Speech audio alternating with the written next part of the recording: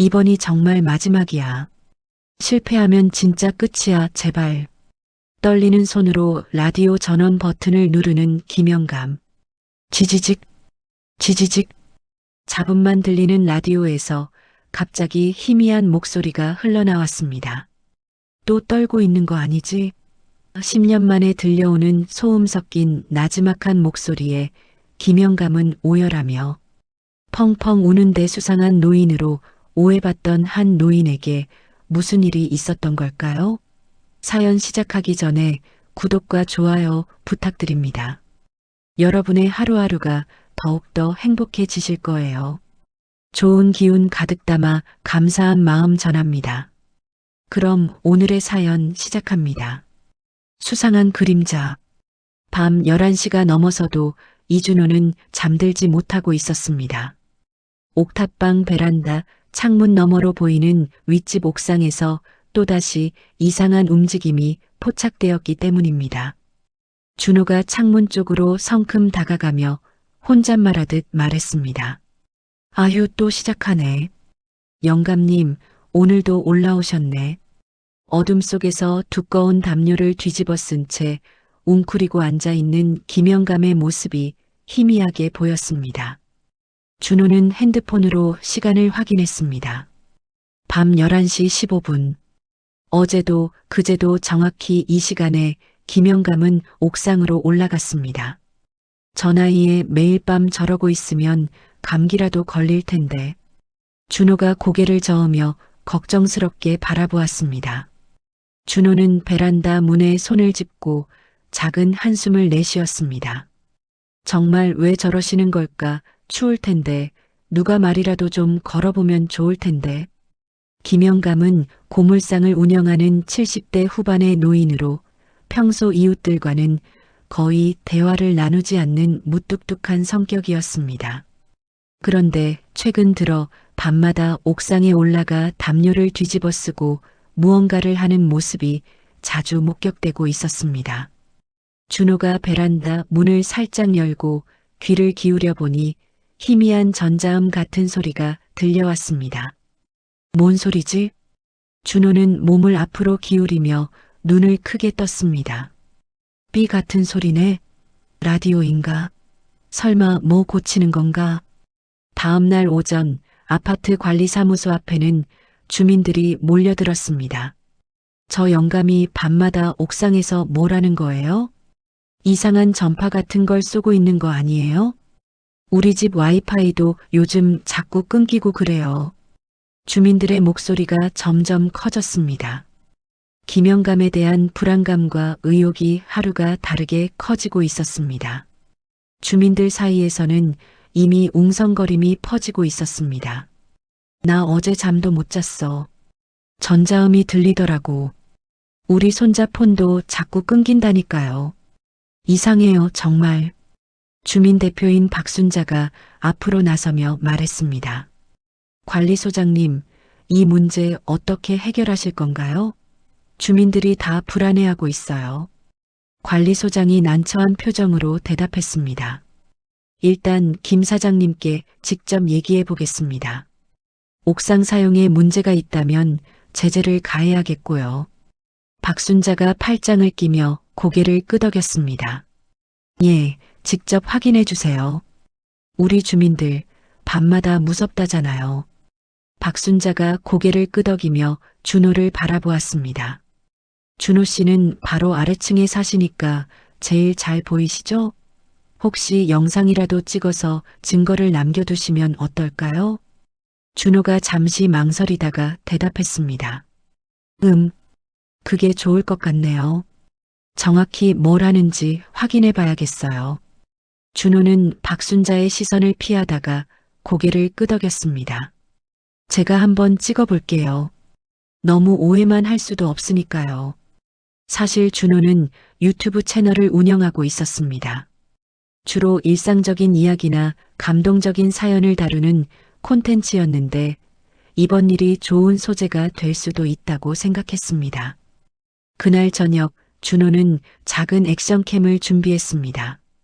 베란다에서 촬영하기에는 각도가 애매했기 때문에 옥상 화분 뒤쪽에 몰래 카메라를 설치하기로 결심했습니다. 밤 10시경 준호는 조용히 옥상으로 올라갔습니다. 김영감이 올라오기 전에 카메라를 설치해야 했습니다. 옥상 한쪽 구석에 있는 큰 화분 뒤편에 초소형 카메라를 숨겨두었습니다. 야간 촬영이 가능하고 배터리도 오래 지속되는 제품이었습니다. 이제 뭘 하는지 확실하게 알 수 있겠다. 준호가 만족스럽게 고개를 끄덕이며 옥탑방으로 내려갔습니다. 준호는 옥상 계단을 내려오며 작은 목소리로 중얼거렸습니다. 이렇게까지 해야 하나 싶지만 그래도 진실은 알아야지. 다음 날 아침 준호는 서둘러 옥상으로 올라가 카메라를 회수했습니다. 집으로 돌아와 컴퓨터에 영상 파일을 옮기고 재생 버튼을 눌렀습니다. 화면에는 밤 11시 10분경부터 김영감이 옥상으로 올라오는 모습이 찍혀 있었습니다. 이게 뭐지? 준호의 표정이 점점 진지해졌습니다. 영상 속 김영감은 범상치 않은 행동을 보이고 있었습니다만 그것이 수상한 짓이라고 보기는 어려웠습니다. 준호는 의자 끝에 걸터 앉아 화면에 얼굴을 바짝 붙였습니다. 아니, 이건 그냥 기계 만지는 건데? 김영감은 담요를 바닥에 깔고 그 위에 조심스럽게 앉았습니다. 그리고 담요 속에서 뭔가를 꺼내기 시작했습니다. 낡은 라디오 같은 기계와 작은 공구들, 그리고 복잡하게 연결된 전선들이 보였습니다. 김영감은 추위에 떨리는 듯 담요를 꽉 붙잡고 있었지만 라디오를 다룰 때만큼은 극도로 집중하는 모습이었습니다. 그의 손이 미세하게 떨리는 것이 화면을 통해 전해졌습니다. 왜 저렇게 떨고 있지? 추워서인가? 준호가 화면을 자세히 들여다보았습니다. 김영감은 라디오 내부의 작은 부품을 만지작거리며 뭔가를 고치려고 애쓰고 있었습니다. 그의 눈빛에는 말로 표현할 수 없는 간절함이 담겨 있었습니다. 가끔씩 라디오의 다이얼을 어루만지며 허공을 바라보는 김영감의 모습에서 준호는 깊은 슬픔 같은 것을 느꼈습니다. 이건 범죄가 아니네. 준호가 작게 중얼거렸습니다. 주민들이 걱정하는 수상한 행동이 아니라 뭔가 절박하고 간절한 이유가 있는 것 같았습니다. 영상을 보고 있던 준호는 섣불리 이 영상을 공개해도 되는지 고민에 빠졌습니다. 김영감의 행동이 단순한 호기심거리가 아니라 그만의 깊은 사연이 담겨 있는 것 같았기 때문입니다. 준호는 영상 재생을 잠시 멈췄습니다.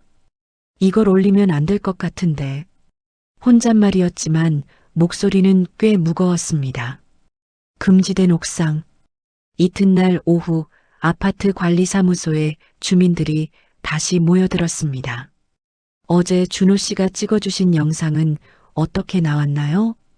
박순자가 다급하게 물었습니다. 준호가 잠시 망설이다가 대답했습니다. 일단 위험한 행동은 아닌 것 같아요. 그냥 뭔가 고치는 작업을 하시는 것 같은데. 그래도 밤마다 저러고 있으면 다른 주민들이 불안해하잖아요. 관리소장이 고개를 끄덕이며 말했습니다. 일단 김 사장님께 옥상 사용을 자제해달라고 말씀드리겠습니다. 그날 저녁 관리사무소 직원이 김영감의 고물상으로 찾아갔습니다. 김 사장님, 죄송한데 옥상에서 작업하시는 거 좀 그만 해주실 수 있을까요? 다른 주민들이 불편해하고 있어서요. 김영감이 고물을 정리하던 손을 멈추고 직원을 쳐다보았습니다. 평소와는 다른 날카로운 눈빛이었습니다. 내가 뭘 잘못했다고 그래? 잘못하신 건 아니지만 밤늦게 옥상에서 계속 뭔가 하시니까 다른 분들이 옥상이 누구 거라고 나더러 나오지 말라는 거야? 김영감의 목소리가 점점 커졌습니다. 직원이 당황하며 손을 내저었습니다. 그런 뜻이 아니라 시간을 좀 조절해 주시면. 시간? 내가 언제까지 해야 하는지는 내가 정할 일이야. 김영감이 고물상 입구를 가로막으며 서자 직원은 더 이상 들어올 수 없었습니다. 아무튼 다른 주민들 배려 좀 해주세요. 직원이 어색하게 인사하고 돌아섰습니다. 김영감은 직원이 사라질 때까지 험상궂은 표정으로 지켜보았습니다. 그의 손이 주먹을 쥐고 있었습니다. 준호는 베란다에서 이 모든 상황을 지켜보고 있었습니다. 저렇게까지 화를 낼 일인가? 뭔가 김영감에게는 옥상 작업이 단순한 취미가 아닌 절대로 포기할 수 없는 이유가 있는 것 같았습니다. 밤 11시가 되자 예상대로 김영감이 옥상으로 올라왔습니다. 이번에는 평소보다 더 조심스럽게 주변을 살피며 작업을 시작했습니다. 준호는 고민 끝에 베란다를 나와 옥상으로 향했습니다. 안녕하세요.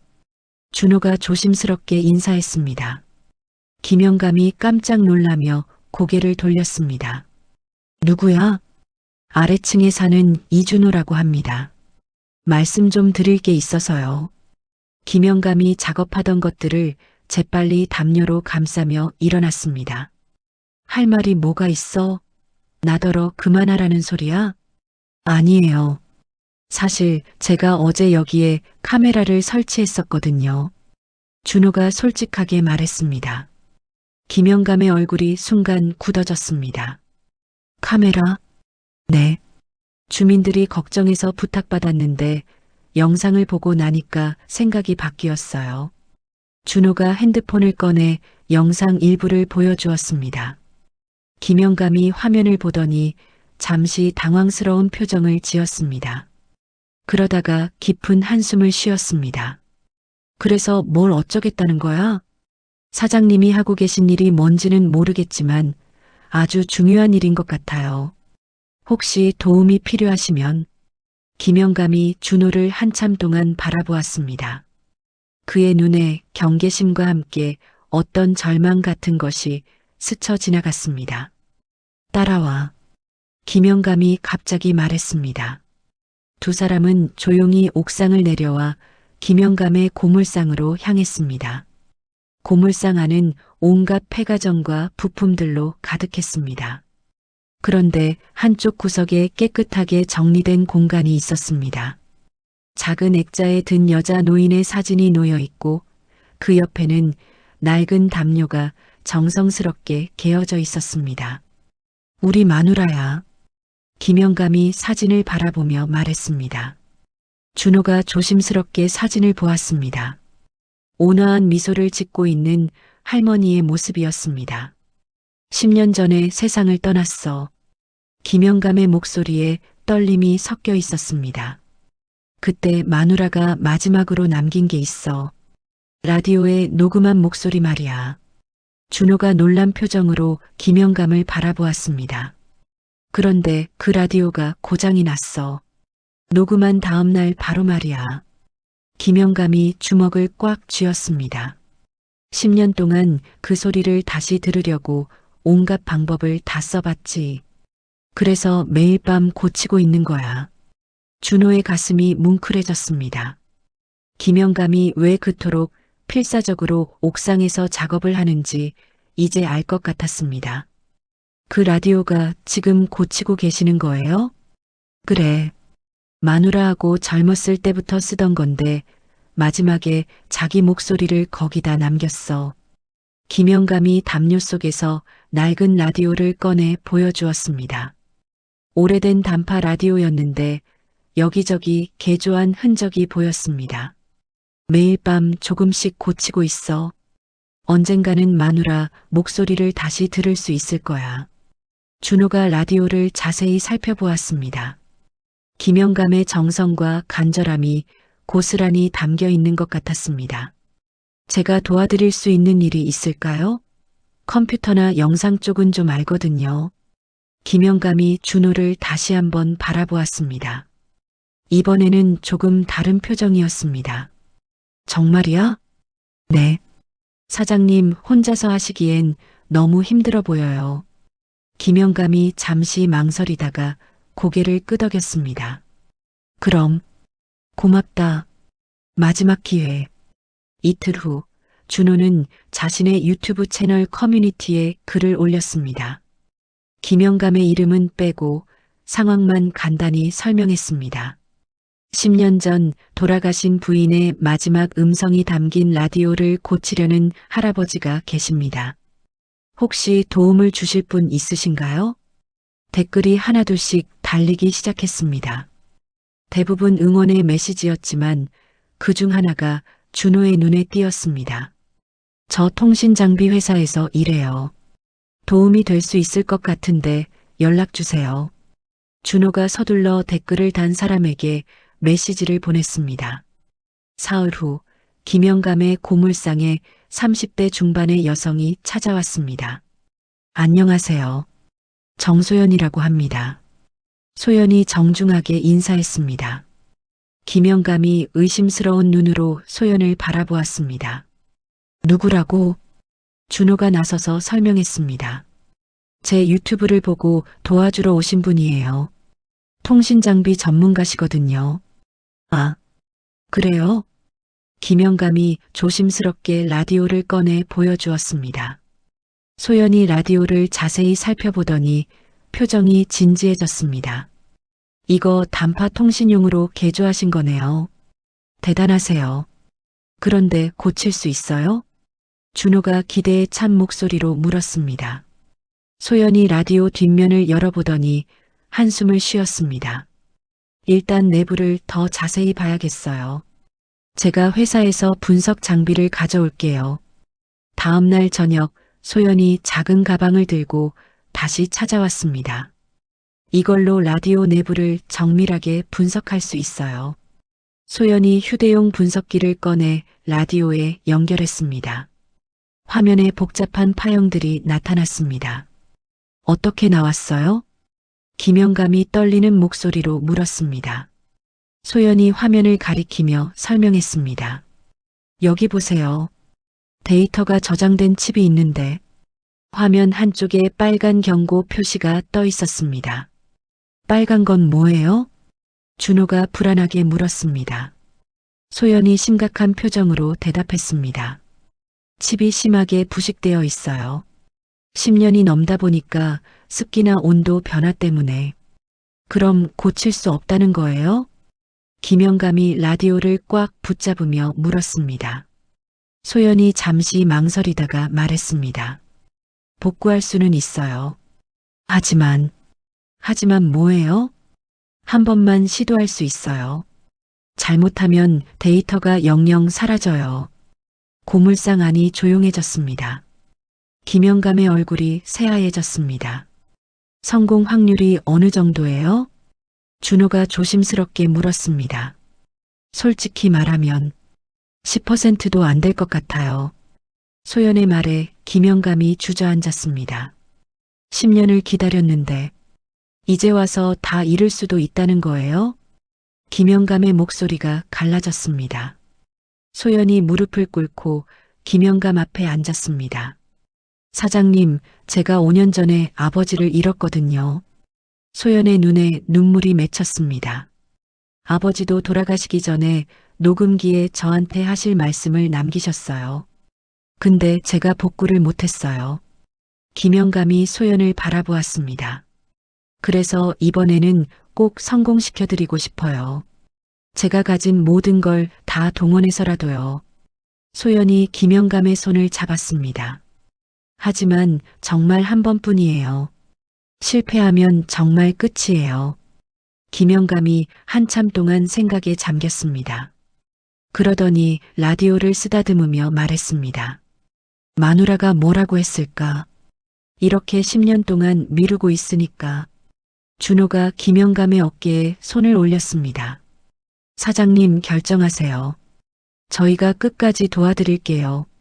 김영감이 눈을 감고 깊이 숨을 쉬었습니다. 그리고 천천히 눈을 뜨며 말했습니다. 해봅시다. 소연이 고개를 끄덕였습니다. 그럼 준비하겠어요. 하지만 여기서는 안 되고 제대로 된 장비가 있는 곳에서 해야 해요. 어디요? 제 회사 연구실이요. 주말에 아무도 없을 때 몰래 들어가서요. 준호가 깜짝 놀라며 물었습니다. 괜찮아요? 회사에서 알면 모르게 하면 되죠. 이런 일로 해고당한다면 그것도 할 수 없는 일이에요. 소연이 단호하게 말했습니다. 김영감이 소연을 빤히 바라보았습니다. 왜 이렇게까지 해주는 거예요? 아까 말했잖아요. 제가 못다 한 일이거든요. 그날 밤 세 사람은 비밀 작전을 세웠습니다. 이번 주말 소연의 회사 연구실에서 마지막 시도를 하기로 했습니다. 김영감이 10년간 품어온 마지막 희망. 그것이 이번 주말에 결정될 예정이었습니다. 성공하면 아내의 목소리를 다시 들을 수 있고 실패하면 영원히 잃게 되는 것입니다. 준호가 카메라를 준비하며 말했습니다. 이 모든 과정을 기록할게요. 어떤 결과가 나와도 사장님의 사랑은 기록으로 남아야 해요. 김영감이 라디오를 품에 안으며 중얼거렸습니다. 마누라야, 이번이 마지막이야. 제발 우리를 도와줘. 기적의 순간. 토요일 아침 소연이 회사 연구실 문을 조심스럽게 열었습니다. 아무도 없네요. 다행이에요. 소연이 뒤따라오는 김영감과 준호에게 손짓했습니다. 연구실 안은 각종 첨단 장비들로 가득했습니다. 김영감이 둘러보며 감탄했습니다. 이런 곳에서 일하시는구나. 평소에는 통신 장비 개발하는 곳이에요. 오늘은 할아버지 라디오를 위해 쓸 거고요. 소연이 장비들을 하나씩 켜기 시작했습니다. 준호가 카메라를 설치하며 말했습니다. 이 모든 과정을 기록할게요. 역사적인 순간이 될 수도 있으니까요. 소연이 김영감에게서 라디오를 받아 조심스럽게 분해하기 시작했습니다. 이제부터는 한 번에 성공해야 해요. 실수하면 정말 끝이니까 조심조심 할게요. 김영감이 의자에 앉아 손을 모으고 지켜보았습니다. 그의 손이 미세하게 떨리고 있었습니다. 소연이 특수 현미경 아래에 데이터 칩을 놓았습니다. 어머, 이게 뭐지? 소연이 갑자기 놀란 표정을 지었습니다. 왜요? 뭔가 잘못됐어요? 준호가 다급하게 물었습니다. 아니에요. 오히려 좋은 소식이에요. 소연이 화면을 가리켰습니다. 여기 봐요. 칩에 저장된 주파수 정보가 있는데 이게 일반 라디오 채널이 아니에요. 김영감이 자리에서 일어나 화면을 들여다보았습니다. 뭔 소리예요? 이 주파수는... 잠깐만요. 소연이 컴퓨터로 주파수를 검색했습니다. 맞아요. 이건 옛날 클래식 음악 전문 방송국 주파수예요. 지금은 없어진 방송국이에요. 준호가 고개를 갸웃했습니다. 그게 왜 중요해요? 김영감이 갑자기 무릎을 쳤습니다. 아, 맞다. 우리가 처음 만났을 때 들었던 그 노래. 김영감의 눈에 눈물이 맺혔습니다. 마누라하고 연애할 때 항상 들었던 방송국이야. 거기서 나오는 클래식을 들으며 데이트했거든. 소연이 감동한 표정으로 말했습니다. 부인께서 마지막까지도 할아버지께 특별한 암호를 남겨주신 거네요. 암호? 네. 이 주파수로 맞춰야 녹음된 음성이 재생되도록 설정해 두신 거예요. 마치 둘만의 비밀 채널 같은 거죠. 김영감이 라디오를 바라보며 중얼거렸습니다. 역시 우리 마누라야. 끝까지 낭만적이네. 소연이 다시 작업에 집중했습니다.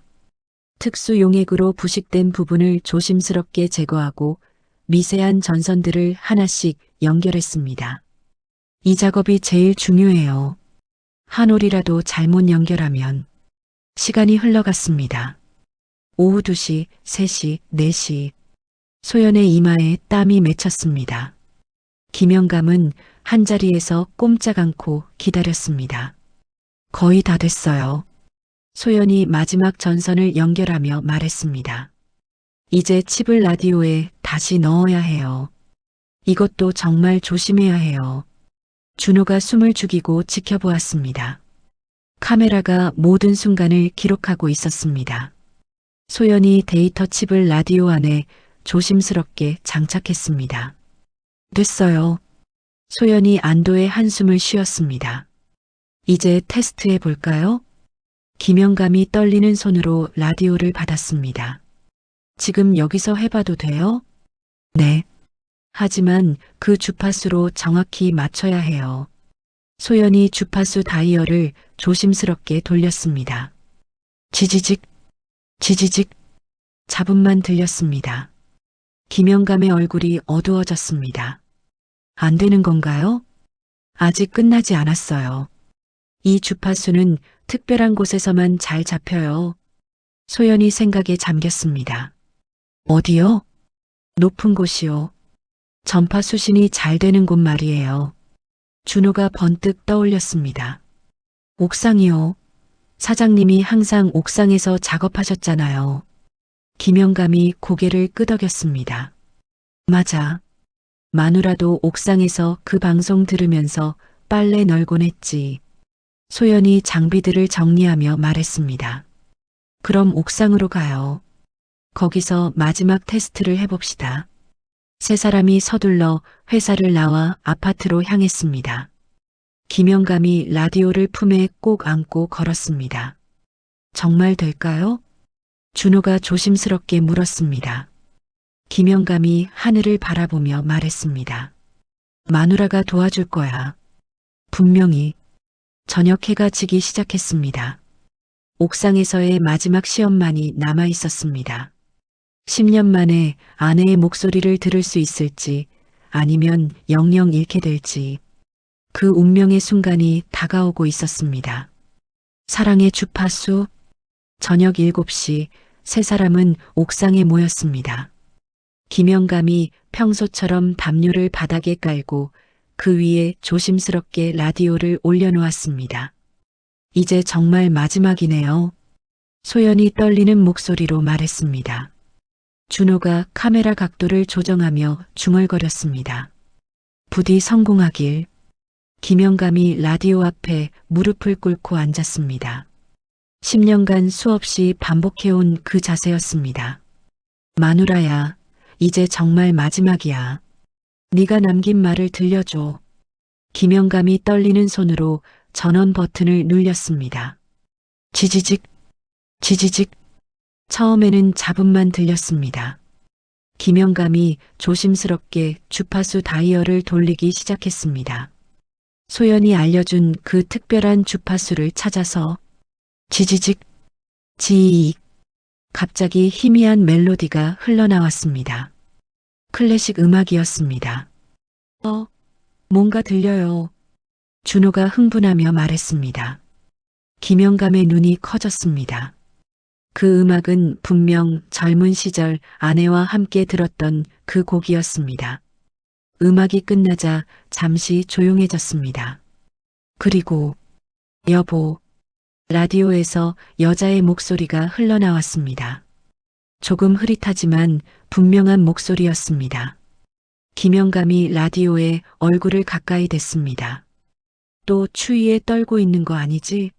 내가 만들어준 담요 꽉 덮고 있어? 아내의 따뜻한 목소리가 계속 흘러나왔습니다.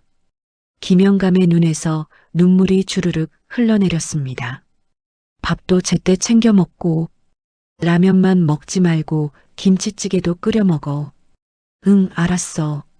김영감이 라디오를 향해 작게 대답했습니다. 준호와 소연도 눈시울이 붉어졌습니다. 내 걱정은 하지 말고 당신이 잘 지내는 게 나한테는 제일 큰 선물이야. 아내의 목소리가 점점 또렷해졌습니다. 고물상 일도 너무 무리하지 말고 몸이 아프면 병원도 가고. 김영감이 고개를 끄덕이며 흐느꼈습니다. 그리고 나 없다고 너무 외로워하지 마. 난 항상 당신 옆에 있을 거니까. 라디오에서 잠시 정적이 흘렀습니다. 그리고 마지막 말이 이어졌습니다. 사랑해, 여보. 정말 많이 사랑해. 김영감이 라디오를 두 손으로 꽉 안아 품에 끌어안았습니다. 그리고 아이처럼 소리내어 울기 시작했습니다. 마누라야, 마누라야. 10년 동안 듣고 싶었던 그 목소리, 마지막 인사, 그 모든 것이 지금 이 순간에 이루어졌습니다. 준호가 카메라를 내려놓고 눈물을 닦았습니다. 소연도 고개를 돌려 눈물을 감췄습니다. 한참을 울던 김영감이 천천히 고개를 들었습니다. 그의 얼굴에는 10년 만에 처음 보는 평화로운 미소가 떠올랐습니다. 고마워요. 정말 고마워요. 김영감이 소연과 준호를 번갈아 보며 말했습니다. 덕분에 마누라 말을 다시 들었어요. 소연이 김영감의 손을 잡았습니다. 부인께서 정말 사랑이 많으신 분이었나 봐요. 그럼요. 세상에서 제일 좋은 사람이었어요. 김영감이 라디오를 쓰다듬으며 말했습니다. 준호가 카메라를 다시 들며 물었습니다. 사장님, 이 이야기를 많은 사람들에게 들려줘도 될까요? 김영감이 잠시 생각하더니 고개를 끄덕였습니다. 그래요. 이런 사랑도 있다는 걸 사람들이 알면 좋겠어요. 그날 밤 준호는 지난 며칠간의 모든 과정을 편집해서 영상으로 만들었습니다.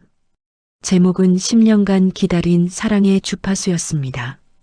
영상이 공개되자 수많은 댓글이 달렸습니다. 눈물이 멈추지 않네요. 진짜 사랑이 뭔지 알게 됐어요. 우리 할아버지 할머니 생각나네요. 일주일 후 김영감은 더 이상 밤마다 옥상에 올라가지 않았습니다. 따뜻한 방에서 아내의 목소리가 담긴 라디오를 들으며 하루하루를 보냈습니다. 준호와 소연은 김영감의 든든한 이웃이 되었습니다. 일주일에 한 번씩 고물상에 들러 안부를 묻고 함께 차를 마셨습니다. 어느 날 저녁 세 사람이 옥상에 올라가 별을 바라보고 있었습니다. 별들이 참 많네요. 소연이 하늘을 보며 말했습니다. 김영감이 고개를 끄덕이며 대답했습니다. 마누라가 저기 있을 거예요. 우리를 지켜보면서. 준호가 옆에서 미소를 지었습니다. 분명 기뻐하고 계실 거예요. 사장님이 이렇게 행복해하시는 모습 보면서 바람이 살랑 불어왔습니다. 마치 누군가가 그들을 축복하는 것 같았습니다. 옥상에는 이제 수상한 행동이나 이상한 소문 대신 아름다운 사랑 이야기만이 남아 있었습니다. 그리고 그 사랑은 이제 많은 사람들의 마음속에서도 영원히 기억될 것이었습니다. 김영감이 주머니에서 라디오를 꺼내 켰습니다. 아내의 따뜻한 목소리가 다시 한번 밤하늘에 울려 퍼졌습니다. 사랑해 여보. 정말 많이 보고 싶다.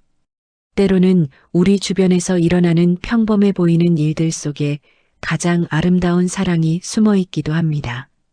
김영감처럼 10년 동안 한 사람을 그리워하며 기다릴 수 있는 마음, 준호처럼 타인의 아픔에 공감하고 도움의 손길을 내미는 따뜻함, 그리고 소연처럼 자신의 아픈 경험을 바탕으로 누군가의 소원을 이루어 주려는 용기. 이 모든 것들이 모여 하나의 기적을 만들어냈습니다. 우리가 살아가면서 마주치는 수많은 사람들 중에도 김영감 같은 분이 계실지 모릅니다. 겉으로 보기엔 무뚝뚝하고 이상해 보여도 그 안에는 누구보다 깊은 사랑을 품고 계신 분들 말이죠. 오늘 이 이야기를 통해 우리 모두가 서로를 조금 더 따뜻하게 바라보는 마음을 가질 수 있기를 바랍니다. 그리고 사랑하는 사람들에게 후회 없이 마음을 전하며 살아가기를 바랍니다. 이야기를 끝까지 들어주신 분이 계시다면 잘 들었다고 댓글 하나만 남겨주세요. 감사합니다.